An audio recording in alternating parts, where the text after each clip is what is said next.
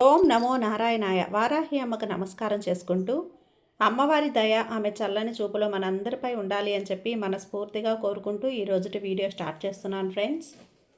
ఇక ఈరోజు వీడియోలో మనం చూడబోయేది ఏంటి అంటే అమ్మవారి వాగ్దానం. అమ్మవారి వాగ్దానంగా ఈరోజు వారాహి అమ్మ మనతో ఏం చెప్తున్నారు అంటే, బిడ్డ ఒక్కసారైనా సరే ఈ వారాహి అమ్మ మాట నువ్వు వినాల్సిందేనమ్మా, లేకపోతే నువ్వు ఎన్నో కోల్పోవాల్సి ఉంటుంది. విను. తప్పకుండా నీ కోసం ఈ వారాహి అమ్మ 60,000 రూపాయలని అందించబోతున్నాను. ఆ ధనం అందక నువ్వు నీ కుటుంబం ఎన్నో అవస్థలు పడుతూ ఉన్నారు కదా. ఏం చెయ్యాలో తోచక అయోమయ స్థితిలో ఉన్నారు. ఏం చేస్తే జీవితం మారుతుందో తెలియక ఏం చెయ్యాలి, ఎటు వెళ్ళాలో దిక్కు తోచని స్థితిలో నువ్వు తిరుగుతూ ఉన్నావని నాకు తెలుసమ్మా. ఈ వారాహి అమ్మకి తెలుసు. అందుకే నీకోసం స్వయంగా నీకోసమే తల్లి ఈ వారాహి అమ్మ ఈ సందేశాన్ని నీకోసం తీసుకొచ్చాను, తప్పకుండా వినుబిడ్డ అని చెప్పి వారాహి అమ్మ మన కోసం తీసుకొచ్చిన ఈ సందేశాన్ని వినే ముందుగా మన ఛానల్ని కనుక కొత్తగా ఎవరైనా చూస్తూ ఉన్నట్లయితే ప్లీజ్ సబ్స్క్రైబ్ చేసుకోండి ఫ్రెండ్స్. వీడియో నచ్చితే కనుక లైక్ చేసి సపోర్ట్ చేయండి. ఇక వీడియోలోకి వెళ్ళబోయే ముందుగా ఒక్కసారి జ్యోతిష్యంలో గొప్ప అనుభవం కలిగినటువంటి గురూజీ సుబ్రహ్మణ్యం రాజు గారు శ్రీ వారాహి అమ్మవారి ఆశీస్సులతో జ్యోతిష్యం చెప్తున్నారు. ఈ గురువుగారు చెప్పింది చెప్పినట్లుగా జరుగుతుందండి. Contact number 7075662225. భార్యాభర్తల మధ్య గొడవలు, విదేశీ ప్రయాణం ఆలస్యం అవటం, ప్రేమ, పెళ్లి, సంతానం లేకపోవటం, కోర్టు సమస్యలు, గృహము మరియు కుటుంబ సమస్యలు, ధనం నిలకడగా లేకపోవటం, నమ్మిన వ్యక్తి మోసం చేయటం, స్త్రీలకు పురుషులకు సంబంధించిన గుప్త సమస్యలు ఎటువంటివైనా రోజుల్లో పరిష్కారం చేయబడును. మీరు ఎంతోమంది దగ్గర జ్యోతిష్యం మరియు పరిష్కారాలు చేయించుకొని నిరాశ చెంది ఉన్నట్లయితే ఒక్కసారి ఆదికొండ దేవతలైన కోయరాజు గారికి కాల్ చేయండి. కోయ గురూజీ గారు కొండదేవత పూజారి సుబ్రహ్మణ్యం రాజు గారు. Contact number 7075662225. మా జీవితంలో కూడా ఎన్నో మార్పులు జరిగాయండి, కాబట్టే నమ్మకంగా చెప్తున్నాను. జై వారాహి అమ్మ.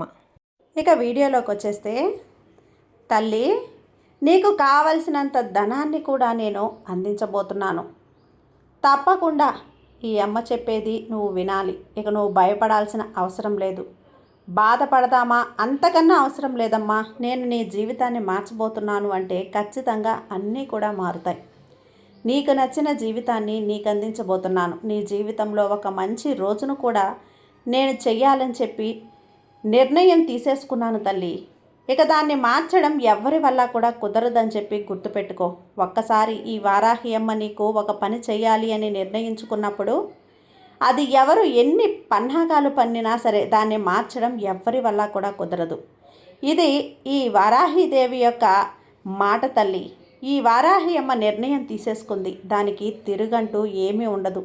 ఇక ఏది కూడా మారదమ్మా.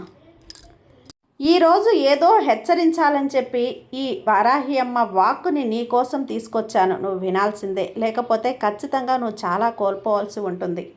ఇలా చూడు, ఈ వారాహి అమ్మే నీకు స్వయంగా చెప్తుంది కదా, ఎన్నో కష్టాలను దాటుకొని వచ్చాను. నిన్ను ఎంతోమంది వెనక్కి తొక్కాలని చూశారు. అలా అని నువ్వు ఇప్పుడు కూడా చాలా బాధల్లో ఉన్నావు తల్లి. ఎటో తెలియని పరిస్థితుల్లో ఉన్నావు. నువ్వు చిక్కుకొని పోయి ఉన్నావు బిడ్డ. ఇవన్నీ కూడా ఈ వారాహి అమ్మ చూస్తూనే ఉంది. చూస్తూ మౌనంగా ఉండలేదులే. నీకైనవన్నీ కూడా జరిపిస్తూ ఉన్నాను. ఆర్థికంగా నువ్వు ఎంతో ఇబ్బంది పడుతూ ఉన్నావు కదా. ఎంతోమంది నిన్ను హేళన చేశారు.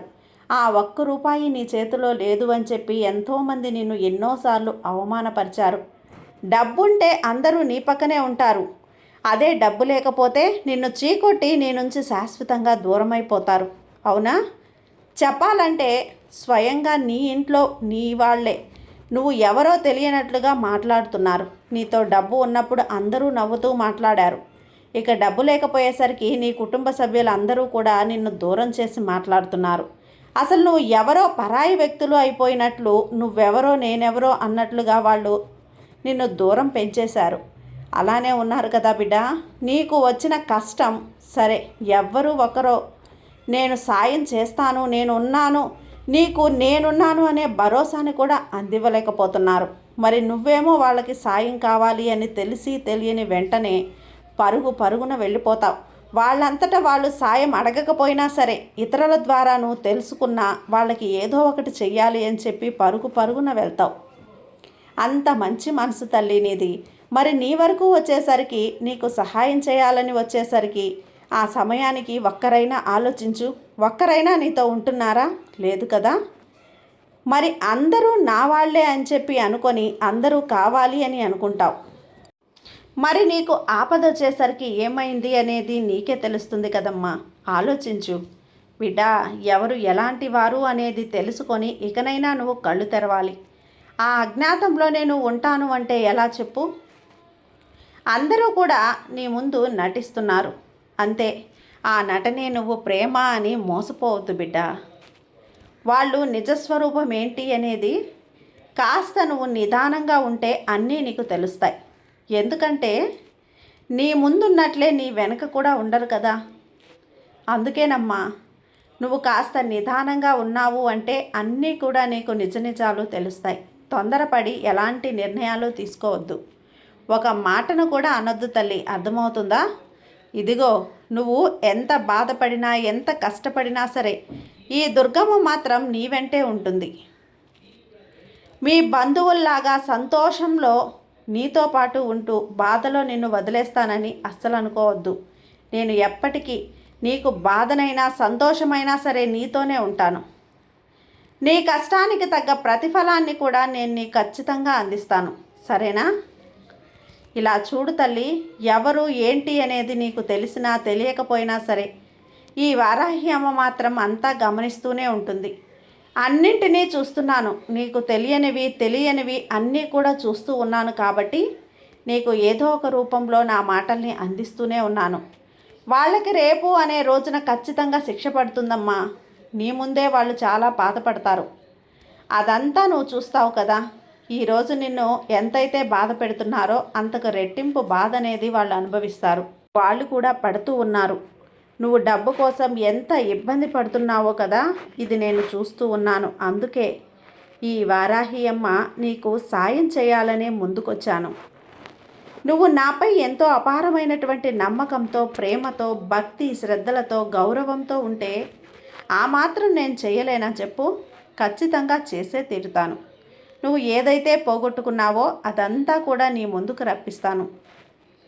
ఈ వారాహి అమ్మని నమ్మిన వాళ్ళకి ఏ విషయంలో అయినా సరే కాస్త కూడా లోటు అనేదే రానివ్వను తల్లి. ఈ తల్లి అస్సలు రానివ్వను. నువ్వు నన్నే నమ్ముకున్నావు కదా, నాపై నమ్మకంగా ఉన్నావు. ఎన్ని కష్టాలు నిన్ను చుట్టేసినా సరే వారాహి అమ్మ నాతోనే ఉన్నారు అని అనుక్షణం నన్నే స్మరిస్తూ ఉన్నావు. ఇకపై నువ్వు దేనికోసమైతే బాధపడుతూ ఉన్నావో, ఏ డబ్బుల కోసమైతే నువ్వు ఇంతలా కష్టపడుతూ ఉన్నావో, అందరూ నిన్ను ఇబ్బంది పెడుతూ ఉన్నారో అది నీ చేతికి అందబోతుంది. నువ్వు బ్యాంకులో లోన్ కట్టడానికి కానివ్వచ్చు, లేదంటే అప్పులు తీర్చడానికి కానివ్వచ్చు, ఒక ఇంటిని పని స్టార్ట్ చేయడానికి కావచ్చు, లేదా నీ పిల్లల వివాహానికి, ఇంట్లో శుభకార్యానికి, దేనికోసమైతే నువ్వు డబ్బు కావాలి అని అడుగుతూ ఉన్నావో అది నీకు అందించబోతున్నాను. నీకు నేను మాట ఇస్తున్నాను కదా, నీకు కావలసిన డబ్బు వాళ్ళు నీకు తిరిగి అందిస్తే విధంగా నేను చేస్తాను. అలాగే ఏ విధంగా అయినా సరే నీ చేతికి డబ్బు ఏ విధంగా రావాలో ఆ విధంగా తిరిగి రప్పించబోతున్నాను. అన్నీ కూడా నీ దగ్గరికి రాబోతున్నాయి. ఆ దారిలోనే వస్తాయి బిడ్డ. ఈ వారాహి అమ్మ చెప్తుంది కదా, నిశ్చింతగా ఉండు. నీకైనా ధనాన్ని నీకు వచ్చేటట్లుగా నేను చేస్తాను. నువ్వు ఎంతో కష్టపడుతూ నీ కష్ట జీవితంతోనే నువ్వు నడుస్తూ ఉన్నావు. ఒకరికి అన్యాయం అనేది తలపెట్టకుండా నీ దారిన నువ్వు వెళ్తూనే ఉన్నావు. అలాంటి నీకు నువ్వు కోరినవన్నీ తప్పకుండా ఎలా ఇవ్వకుండా ఉంటాను చెప్పు? నీకు కావలసినవన్నీ కూడా తప్పకుండా ఇచ్చే తీరుతాను. నువ్వు ఇప్పటి వరకు డబ్బు కోసం ఎన్నో ప్రయత్నాలు చేశావు. చేసి అలసిపోయావు కదా. ఇక దిగులు పడకు, అన్నీ కూడా మారుతాయి. ఈ వారాహి అమ్మ అన్నది అందుకే కదా తల్లి, అన్నింటినీ మార్చి నీ జీవితాన్ని నీకు తిరిగి అందిస్తాను. ఇక నువ్వు ఏడవకు బిడ్డ. అలా నువ్వు కన్నీళ్లు పెట్టుకుంటూ ఉంటే ఈ వారాహి అమ్మ చూడలేకపోతున్నానమ్మా. డబ్బు కోసం ఎన్నో కష్టాలు పడ్డావు కదా, ఇక చివరాఖరికి అది నీ చేతికి ఇప్పుడు రాబోతుంది. నిశ్చింతగా ఉండు. ఎన్ని ప్రయత్నాలు చేసినా రాని ధనం అనేది ఇక నీకు అందబోతుంది. ఇక నువ్వు నాపై పూర్తి నమ్మకంతో ఉన్నావు కాబట్టి తప్పకుండా నువ్వు కోరిన గొప్ప జీవితాన్ని నీకు ఖచ్చితంగా అందిస్తాను. ఈ వారాహి అమ్మ మాటలు కొట్టిపారేయకు, తేలికగా తీసిపారేయకు. జాగ్రత్తగా మనసులో పెట్టుకున్నావు అంటే అన్నీ మారుతాయి, అన్నీ కుదుట పడతాయి. నీ జీవితం కూడా మారుతుంది. ఈ వారాహి అమ్మే మారుస్తుందమ్మా. ఇంతలా నేను చెబుతూ ఉంటే ఇంకా నువ్వు బెంగ పెట్టుకుని ఉంటావా? వద్దు తల్లి, ఇక నువ్వు నిశ్చింతగా ఉండు. ఖచ్చితంగా నువ్వు సంతోషంగా ఉంటావు. ఈ అమ్మ ఆశీర్వాదం కూడా నీపై ఎప్పుడూ ఉంటుంది. సర్వేజన సుఖినో భవంతు. జై వారాహి అమ్మ.